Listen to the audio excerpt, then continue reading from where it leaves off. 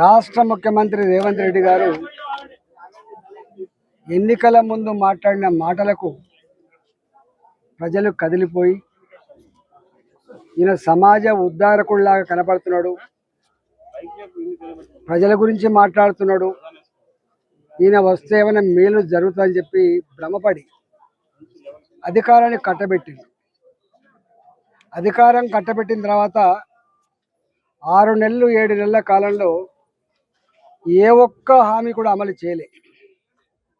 ఉద్యోగాల కల్పన, welfare activity, పేదలకు ఇండ్ల పట్టాలు, పేదలకు డబుల్ బెడ్రూమ్ ఇండ్లు, పెన్షన్లు పెంచుడు, కళ్యాణ లక్ష్మి తులం బంగారం ఇచ్చుడు, అన్నీ ఏ ఒక్కటి కూడా ఒక్క బస్సులలో మహిళలకు ఉచిత ప్రయాణం తప్ప.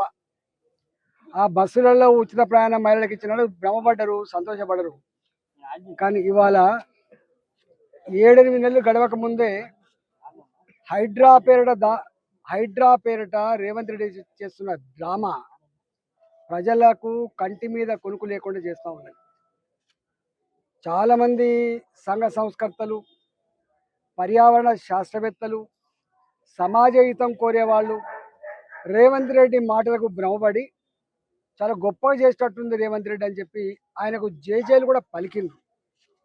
నేను దేవనే చెప్పిన, ఏ రోజైతే హైడ్రా నియామకం జరిగిందో ఆ రోజే చెప్పిన, ఇది డ్రామా తప్ప, ప్రజల మూడును డైవర్ట్ చేయడం తప్ప ఈయనకు నిజాయితీ లేదు, ఈయనకు చిత్తశుద్ధి లేదు అని చెప్పి ఆ రోజు చెప్పిన. ఇదో డ్రామా అని చెప్పినాడు. నా మీద చాలామంది విరుచుకపడ్డారు. నేను ఆ రోజు అడిగిన, అయ్యా చెర్లల్లో ఏ ఎఫ్టీఎల్ అయితే మీరు చెప్తా ఉన్నారో, ఏ బఫర్ జోన్లలో ఇండ్లు ఉన్నాయని మీరు చెప్తా ఉన్నారో, అవన్నీ కూడా నువ్వు ప్రచారం చేస్తున్నట్టుగా, నీ అధికారులు చెప్తున్నట్టుగా అవి ప్రభుత్వపరమైన భూములు కావు, అవి ప్రైవేటు భూములు. ఆనాడు వ్యవసాయం చేసుకున్నాడు, చెర్లల్లోకి వెళ్ళి నీళ్ళు తీస్తే ఆ భూములు తేలితే వ్యవసాయం చేసుకునేవాళ్ళు. చెరువు కింద గుంటడి వ్యవసాయం లేదు, చెర్లా గుంటడి వ్యవసాయం చేసుకునే ఆస్కారం లేదు. ఆనాడు ధర లేనప్పుడు వదిలిపెట్టింది. కానీ ఇలా 20 కోట్లకు 10 కోట్లకు ఎకరమైన నాడు వాళ్ళ కళ్ళల్లో అయ్యో మా భూమి, మా పట్టా భూమి కదని చెప్పి అనుకున్నారు. అనేక చెర్లల్లో, కుంటలల్లో ప్రభుత్వాలే స్వయంగా పట్టాలు ఇచ్చినాయి, ఇల్లు కట్టించుకునే పర్మిషన్లు ఇచ్చిండ్రు. ఇవాళ మీ అధికారులు, ఆనాడున్న జిహెచ్ఎంసీ అధికారులు కావచ్చు, ఆనాడు ఉన్నటువంటి కలెక్టర్ రెవెన్యూ అధికారులు కావచ్చు, ఆనాడు ఉన్నటువంటి సబ్ రిజిస్ట్రార్లు కావచ్చు, ఇవన్నీ కూడా బాజాప్తా పేదవాళ్ళు, ఇళ్లల్లో పనిచేసుకునే వాళ్ళు, ప్రైవేట్ కంపెనీలలో పనిచేసుకునే వాళ్ళు, ఏ పూటకో ఆ పూట బతికే వాళ్ళు, ఒక 20 ఏళ్ళు 30 ఏళ్ళు కష్టపడితే రేకుల షెడ్లు వేసుకున్నారు, వాళ్ళు ఇల్లు కట్టుకున్నారు. ఈ ఇల్లు కూలగొట్టద్దని చెప్పినాడు. చాలామంది రాజేంద్ర గారు ప్రగతిని అడ్డుకుంటున్నారని చెప్పి పట్టిండు. కానీ వాళ్ళ అక్షరాల నిజమైపోయింది. నల్ల చెరువులో క్యాటరింగ్ చేసుకునే వాళ్ళు, ఫ్లెక్సీ షాప్ పెట్టుకునే వాళ్ళు వాళ్ళ మీద పడి ఒక్క నిమిషం కూడా ఛాన్స్ ఇవ్వకుండా మిషన్లతో తొక్కి కాళ్ళ మీద పడుతున్నప్పటికీ కూడా కనికరం లేకుండా శత్రు దేశాల సైన్యాలు మన మీద దాడి చేసినప్పుడు ఎంత శత్రుపూరితంగా వివరిస్తూ అట్లా వివరించి, ఇక్కడ గగన్పాడ్ అని ఒకటి ఊరు ఉంటుంది, దాని పక్కకు చెరువు ఉంటుంది. ఇలా ఆ చెరువులో ఒక మైనార్టీ లేడీ, నా కొడుకు క్యాన్సర్ వచ్చిందయ్యా, నేను వాటర్ ప్యాకెట్లు అమ్ముకొని బతుకుతున్నాయా, నా సొంత భూమి కాదు ఇది ఎన్నడూ మేము నీళ్లు చూడలేదు, ఇది ఎన్నడూ చెరువు భూమి అని చెప్పలేదు మాకు, మీరు టైం ఇస్తే సామాన్లు తీసుకుంటా అని చెప్పింది. కానీ ఎక్కడ కూడా కనికరించకుండా తొక్కేసింది. ఇలా ఎక్కడ కూడా, నేను ఎక్కడ తిరిగినా కూడా ఇప్పుడే జొన్నల బండ అని చెప్పి పాత అలవాళ్ళకి వేయించిన. ఆయన వయసు 67 సంవత్సరాలు. అయ్యా నేను ఇక్కడే పుట్టిన, మా తాతల కాలం నాడు 100 ఏళ్ల క్రితమో 120 ఏళ్ల క్రితమో ఈ జొన్నల బండ కాడికి వచ్చి బండ కొట్టుకొని బతికిండ్రు. ఈ భూమి సర్ప్లస్ ల్యాండ్ అని చెప్పిండ్రు.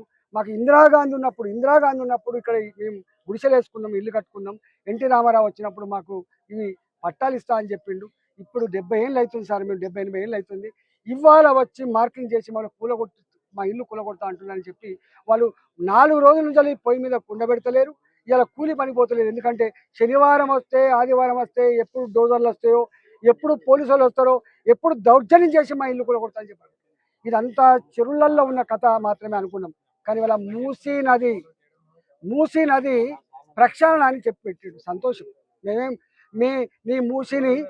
నీ మూసిని గంగా నదిలోకి చేస్తాడే మాకేం బాధ లేదు.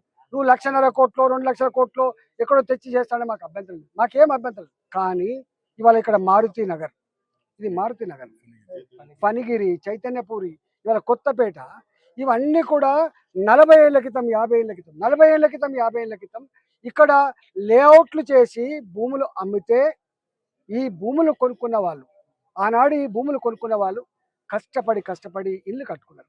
ఇవాళకి కూడా 25 ఏళ్ళు 30 ఏళ్ళు వాళ్ళకి ఇన్స్టాల్మెంట్స్ ఉంటే ఇవాళకి కూడా ఇవాళ ఇన్స్టాల్మెంట్స్ కట్టుకుంటా ఉన్నారు పెద్ద మనుషులు.